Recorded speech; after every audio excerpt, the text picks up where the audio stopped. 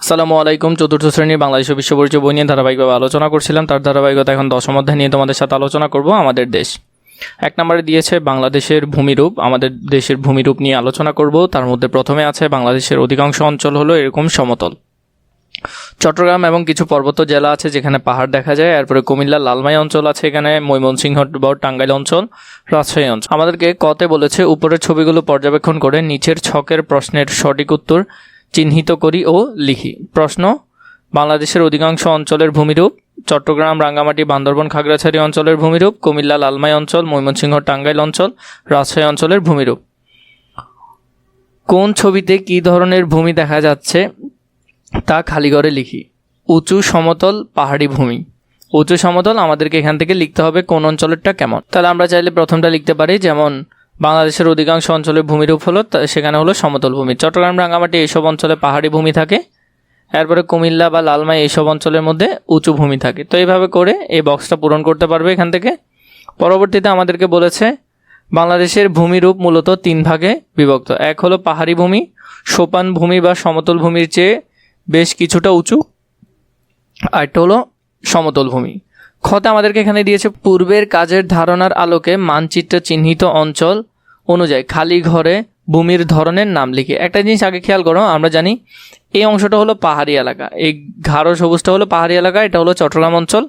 এখানে কুমিল্লার লালমাই অঞ্চল যেটা আছে সেটার কথা এখানে দেওয়া আছে। এখানে ঢাকার কিছু অংশ এবং ময়মনসিংহ পর্যন্ত। এরপরে এখানে হলো রাজশাহী এলাকার কিছু অংশ। তো আমরা এগুলো লিখবো। এখানের মধ্যে আমাদেরকে পাহাড়ি, সোপান বা হালকা কিছু উঁচু ভূমি, এরপরে এখানে হলো যে সমতল ভূমি, এগুলো দিয়েছে। এই 3 ঘরে আমরা নাম লিখবো। যেমন এই যে এগুলো আছে এখানের মধ্যে আমরা লিখবো, এবং এই যে এগুলো আছে আমরা জানি এগুলো হলো সমতল ভূমি, মানে এই কালারগুলো হলো সব সমতল ভূমি।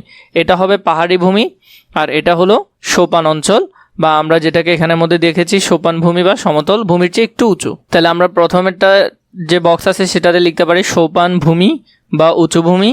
পরের যেটা আছে সেটাতে আমরা লিখতে পারি সমতল ভূমি, এবং এখানে চট্টগ্রাম অঞ্চলকে লিখতে পারি পাহাড়ি ভূমি। তো এভাবে করে এই চারটাও খুবই সুন্দর করে তোমরা পূরণ করতে পারবে। পরবর্তীতে দিয়েছে বাংলাদেশ একটি নদীমাতৃক দেশ, এটি পৃথিবীর একটি বৃহত্তম বদ্বীপ। বদ্বীপ কেন? অনেকটা দেখতে বয়ের মতো। আমরা যদি একটা জিনিস খেয়াল করি, এই অংশটা অনেকটা বয়ের মতো, এই জন্য এটাকে বলা হয় বদ্বীপ। মানে তুমি যদি নদীগুলোকে খেয়াল করো, এই দেখো নদীর এই অংশটা প্রায় এরকম বয়ের মতো কাটা, তাহলে এই জন্য এটাকে মূলত বলা হয় এটা একটা বদ্বীপ অঞ্চল। দেশের সব অঞ্চলের ভূমির ধরন এক নয়। উত্তর থেকে আমরা উত্তর দক্ষিণ যদি একটু চিনে নিই, এই নিচের দিক হলো দক্ষিণ দিক। কিভাবে মনে রাখবে? চট্টগ্রামের এই অংশটা অনেকটা দয়ের মতো, তাহলে এর নিচের অংশ হলো দক্ষিণ দিক। এই সাইডের যেটা আছে এটা হলো পশ্চিম দিক, এই সাইডেরটা হলো পূর্ব দিক, এবং এটা হলো উত্তর দিক। তাহলে উত্তর দিক থেকে নিচের দক্ষিণ দিকে আমরা জানি কিছুটা ঢালু, মানে নিচের দিকে নেমে এসেছে। ফলে সকল নদ নদী উত্তর থেকে দক্ষিণ দিকে বঙ্গোপসাগরের দিকে প্রবাহিত হয়েছে। মানে একেবারে সব যে নদী আছে, এই নদী, এখান থেকে আসা নদী, এগুলো সবগুলো এইখানে বঙ্গোপসাগরে এসে পতিত হয়। পাহাড়ি ভূমি। বাংলাদেশের প্রায় 12 ভাগ পাহাড়ি ভূমি। চট্টগ্রাম, রাঙ্গামাটি, বান্দরবান, খাগড়াছড়ি, কক্সবাজার অঞ্চলে পাহাড়ি ভূমি ও পাহাড়গুলো অবস্থিত। এগুলোই বাংলাদেশের উঁচু পাহাড়। এই পাহাড়গুলো পাথুরে। জেলাগুলোতে, সিলেট বিভাগের জেলাগুলোতে কিছু ছোট বড় পাহাড় দেখা যায়। ময়মনসিংহ, শেরপুর, নেত্রকোনা, জামালপুর জেলায় সীমান্ত এলাকায় দেখা যায় গারো পাহাড়। তাহলে এখানে হলো গারো পাহাড়। পাহাড়ের গহীনে লুকিয়ে আছে অসংখ্য ঝর্ণা ও জলপ্রপাত। পাহাড়ের পাশ দিয়ে বয়ে গেছে ছোট বড় ঝর্ণা ও নদী। এগুলো গৃহস্থলী ও কৃষিকাজের পানির উৎস। তৃষ্ণা মেটায় পশু পাখির। সংরক্ষিত বন ও অনেক বন্য প্রাণী অভয়ারণ্য এই পাহাড়ি অঞ্চল। সোপান ভূমি। সোপান ভূমি সমতল ভূমি থেকে উঁচু এবং পাহাড় থেকে নিচু ভূমি। রাজশাহী অঞ্চলের বরেন্দ্র ভূমি, ময়মনসিংহ ও টাঙ্গাইলের অঞ্চলের মধুপুর ও ভাওয়ালপুরের গড়, কুমিল্লার লালমাই পাহাড় এলাকায় সোপান ভূমির অবস্থান। দেশের প্রায় 8 ভাগ সোপান ভূমি রয়েছে। কত ভাগ? 8 ভাগ সোপান ভূমি রয়েছে। সোপান ভূমির মাটি পুরনো পলি দ্বারা গঠিত। এইসব মাটি ধূসর ও লালচে বর্ণের। এখানে আছে মূল্যবান শালবন। এ বনে করই, বহেরা সহ বিচিত্র উদ্ভিদ ও নানা বন্যপ্রাণীর আবাস। এছাড়া এই অঞ্চলে প্রচুর কৃষিজ পণ্য উৎপন্ন হয়।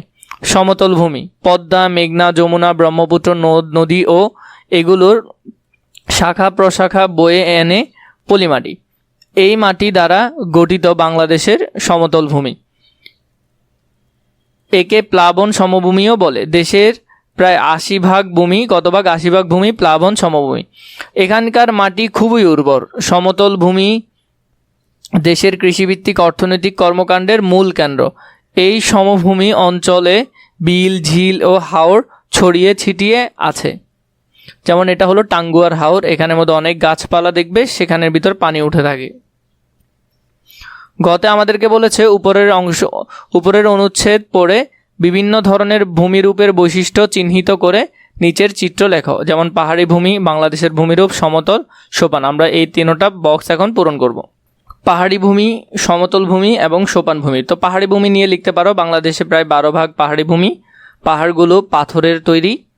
3 পাহাড়ের পাশ দিয়ে বয়ে গেছে ছোট বড় ঝর্ণা ও নদী। সমতল ভূমির ক্ষেত্রে লিখতে পারো পলিমাটি দ্বারা গঠিত বাংলাদেশের সমতল ভূমি। বাংলাদেশে প্রায় 80% ভূমি প্লাবন সমভূমি। 3 লিখতে পারো মাটি খুবই উর্বর। সোপান ভূমি লিখতে পারো সমতল ভূমি থেকে উঁচু এবং পাহাড় থেকে নিচু ভূমি। 2 লিখতে পারো বাংলাদেশের প্রায় 8% সোপান ভূমি। 3 লিখতে পারো সোপান ভূমির মাটি পুরনো পলি দ্বারা গঠিত। তো এভাবে করে এই অংশগুলো খুবই সুন্দর করে লিখতে পারো। এরপরে ঘতে দিয়েছে আমি যে এলাকায় বাস করি সে এলাকার ভূমিরূপ শনাক্ত করি এবং সেই ভূমিরূপের বৈশিষ্ট্য লিখি। ভূমি এবং ভূমির বৈশিষ্ট্য। তো আমরা বেশিরভাগ মানুষই সমতল ভূমিতে থাকি, তাই সমতল ভূমি নিয়ে লেখা। বৈশিষ্ট্য হলো নদী বিধৌত পলিমাটি দ্বারা গঠিত, মানে নদী থেকে আসা পলিমাটি দ্বারা গঠিত। মাটি খুবই উর্বর হয়। কৃষিভিত্তিক অর্থনৈতিক কর্মকাণ্ডের মূল কেন্দ্র এটি। অসংখ্য বিল ও ঝিল ও হাওর রয়েছে। তাহলে এই অংশটা একটু ভালো করে দেখে তোমরা এখানে লিখে নিবে।